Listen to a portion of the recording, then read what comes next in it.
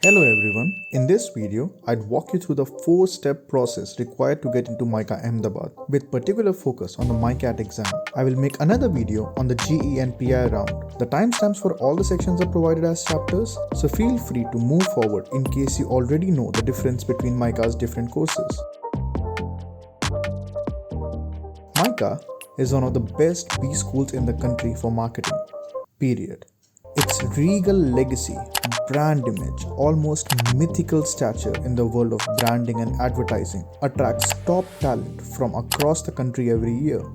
It has 3 core courses: PGDM, PGDM-C and CCC.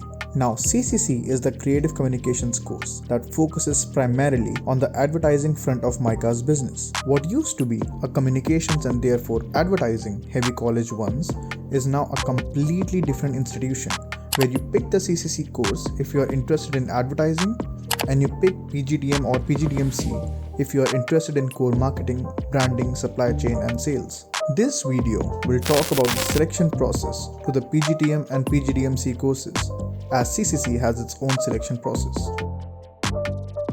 Now, step 1 of the selection process involves giving either or both of the CAT and XAT exam. You also have to give MICA's own exam called MICAT, and based on your combined scores, you will get a call from MICA for its GEPI process. You can give either of CAT, XAT, GMAT or all of them and submit their marks to MICA for consideration, and MICA will automatically choose the better score to consider.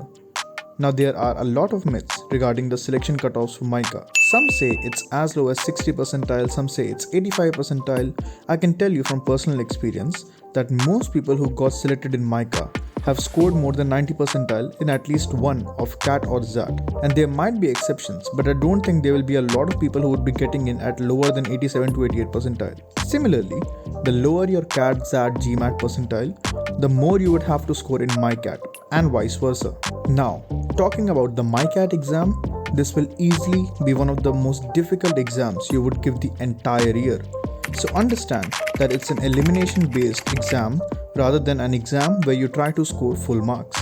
The success in this exam completely depends on how well you are able to identify and solve easier questions. But that is for the aptitude section, which we will soon come to. The exam has 3 sections: Psychometric, which has 150 questions, Writing, which has 4 descriptive questions, and Aptitude, which has 70 questions. Section 1. Psychometric.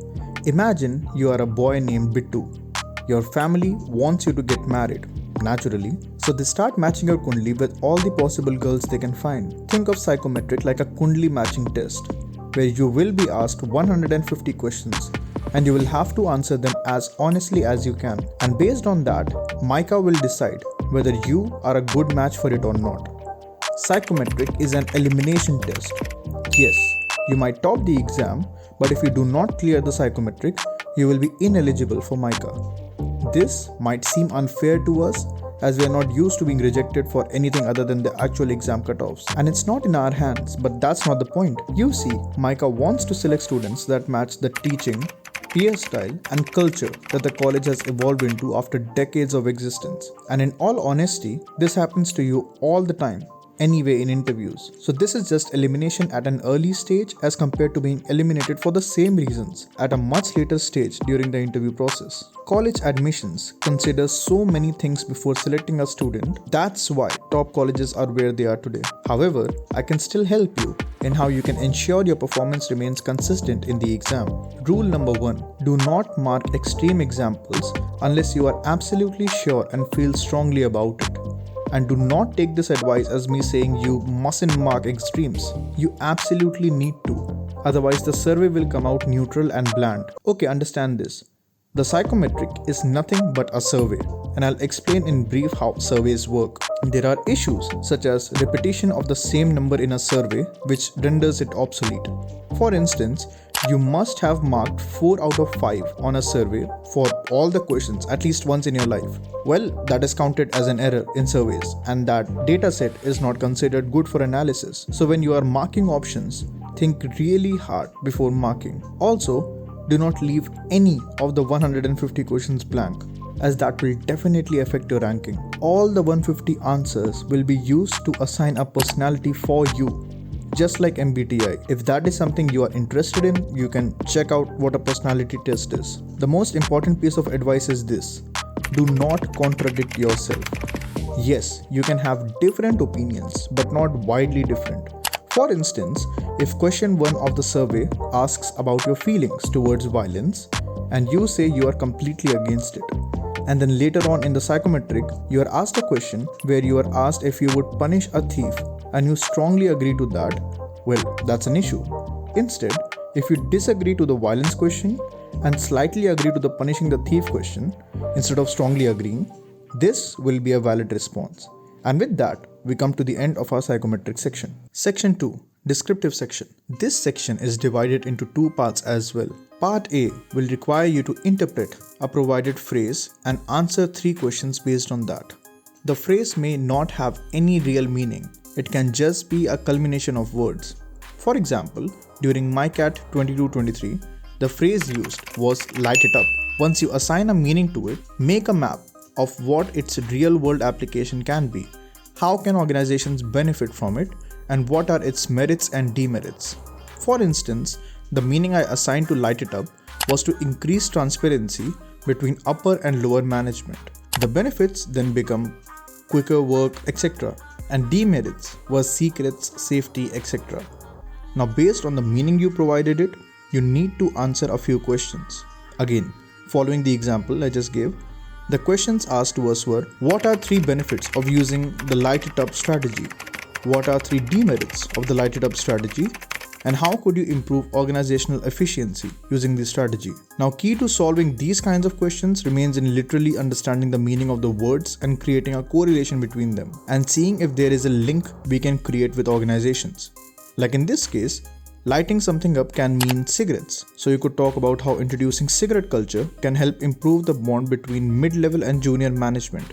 Or you could see lighting something up as a means to move up the ladder, which is how I took it. So I talked about how we could increase transparency and ease of communications between junior and mid-level management by various means, and called these measures as lighting it up. The section B of descriptive test revolves around 4 images. 4 distinct images. Now all of them may or may not have any correlation, and knowing MICA, they probably won't. You have to create a story around the images which must include all 4 of them and must be as coherent and encompassing as possible. The connection, however, can be between 2, 3 or all 4 images. If there's a connection between 2 images A and B, the other 2 images can be means to reach from image A to B. For instance, the images provided to us were painting, donkey, tractor and wrestling. I drew the connection between the donkey and the painting by connecting it to the classic painting from the movie Welcome. So here's how the story goes. The backdrop is a field where I am a farmer rowing around in my tractor. The tractor is old and raggedy, and as I go to replace its oil, I see a contest being announced. Majnu Bhai, the painter, has put this painting up for grabs as he is too rich and wants to see men fight. To win the painting, you have to defeat his Pehelwan. My entire story revolved around the motivation I gain from even as much as imagining the painting. It was a fun story, and that's the point. You could make the story funny, scary, sad, or any other emotion you would like. If you have made it so far, please consider subscribing, as I will keep coming out with more useful content like this. Section 3. We have finally arrived at the final section of the MICAT exam, and boy is it long. The aptitude test will have 70 questions. You can switch between sections with ease. There is a negative marking of 0.25 and each question is worth 1 mark. Now here's a fun fact. Last year I was one of the better students in the exam as I scored 14.5 marks out of 70. 14.5. There are legit students who have made it in with 7 to 8 marks in last year's exam. So you can assume how difficult the test might have been. I'm not saying all this to scare you off. In fact, you need to strategize to attempt only the questions that you are absolutely sure of. Not just with respect to accuracy, but the questions must be to your strength. Otherwise, you're going to waste too much time on them. The exam has 4 sections: verbal, for which you need not study anything other than what you already have studied in your CAT exam. The Divergent and Convergent Thinking section, also known as the DCT section, the Quant section, and the GK or Current Affairs section. The DCT section is quite fun. You will be given a set of words on the left that will all converge to a single word on the right. For instance, words on the left are cart, cider, eye, and orange. And the words on the right are round, juice, village, orchard, and apple. The answer would be apple, as all the words on the left match with apple either literally or metaphorically. Now to solve this section, you ought to go through each word on the left and match it with a particular on the right. Some of the words on the right will seem to match with every word on the left, but pick out the more obvious one between them in that case. I can say with certainty that if you want to ace this exam, you ought to ace the verbal and DCT sections. They are the sections where you can score the most marks. And while I'm not completely certain, so do take it with a pinch of salt, but I think there is no sectional cutoffs, as last year I scored 0 in one section and still made it in. Which means the more time you spend on these sections, the better your chances will be. Again, this is my personal opinion. While giving the exam, I'm not completely sure of this. Talking of sectionals, we move to the quant section. Oh, did I tell you how this section destroyed my ego? When I tell you calling this section hard will be an understatement. I know students found this year's exam slightly easier overall, so I'm not sure how difficult the questions were, but I can assure you, there were a few questions last year that felt like Olympiad level questions. So yes, calling the exam difficult would be an understatement. I believe the best way to practice them would be higher level questions in Arun Sharma, but again, there's no guarantee even they will be enough. Like I said, it's an exam of which questions to pick rather than how many you can get correct. Finally, we get to the GK section of our exam. The GK will be based on current affairs, brand logos and news, mergers and acquisitions, and everything to do with corporate India. You can be asked questions on IPL sponsorships, brands that famous celebs or cricketers are associated with, logos of brands, taglines, major events, mega projects, etc. You can have a look at Study IQ's monthly editorials through the year to have a better look, or some YouTube channels that will cover GK for other exams, since I'm not sure if there are any that will cover the GK section for MICAT. Once the exam gets over, you can go out and chill and curse all you want, because this will easily be one of the most difficult exams you will give. But if it was difficult for you, it was difficult for everyone else. Finally, let's talk about some numbers.